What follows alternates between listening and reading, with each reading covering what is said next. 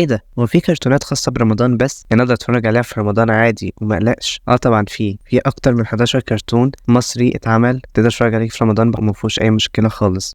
السلام عليكم ورحمة الله وبركاته، معاكم ميدو من قناة كرتون ماجيك. ازيكم عاملين ايه؟ يا رب تكونوا بخير، وحشتوني جدا بجد. كل سنة وانتم طيبين ورمضان كريم عليكم يا رب.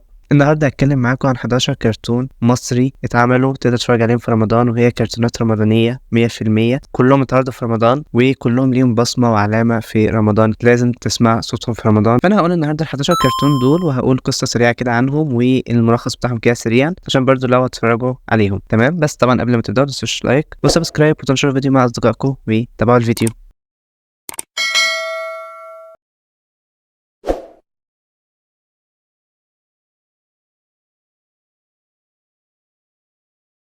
سوبر هنيدي كان من احلى الكرتونات اتفرجت عليها، خصوصا الاغنيه بتاعته كان دايما تفكرني برمضان جدا. اول مره اتعرض كان 2007، اتعمل منه 4 اجزاء، جزئين قدام و2 جداد. بيتكلم عن سوبر هنيدي اللي هو البطل المصري الفقير اللي دايما بيحتاجوا له في كل حاجه عشان هو ذكي وبيحل كل مشكله مع مغامرات بقى صلعت اللي هو كلب البحر اللي هو صاحبه. بس المهم جدا في الكرتون ده ان هو اكتر كرتون مصري اتعمل منه كروس اوفر، حرفيا عمل كروس اوفر مع بكار، سبايدر مان، سوبرمان، باتمان، سلاحف النينجا، كل دول ظهروا في الكرتون. واعتقد في كرتونات تانية ظهرت وانا مش فاكر، بس دول كان اكتر 5 ظهروا. كمان جودزيلا ظهرت في الكرتون واغلبهم ظهر في الجزئين اللي هم الجداد، انصحكم ان انتوا تشوفوهم.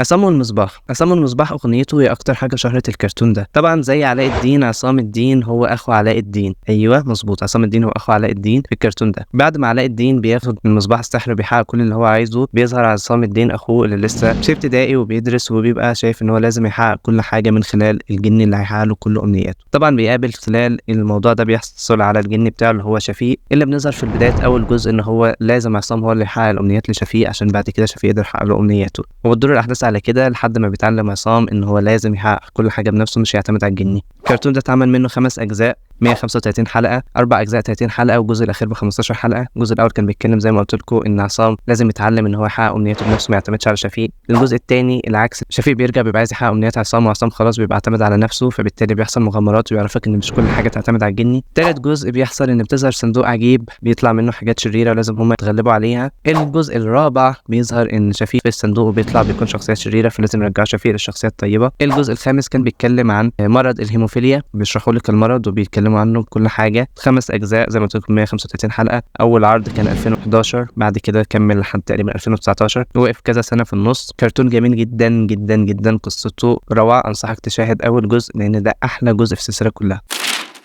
بوجي وطمطم، اعتقد بوجي وطمطم معروف جدا جدا جدا، وكمان اصحاب بوجي اللي هم زيكو وزيكا وزيزي وعم شكشك، كل دول كانوا بيعملوا مغامرات. نوعا ما قديم جدا الكرتون ده، سنه 1983 كان اول جزء. مكتوب ان هو كان 18 جزء، بس انا اعتقد ان هو كان عدد الاجزاء اقل من كده. برضه كرتون حلو، مغامرات كويسه، تقدر نتفرج عليه. طبعا معظم الحلقات موجوده على اليوتيوب.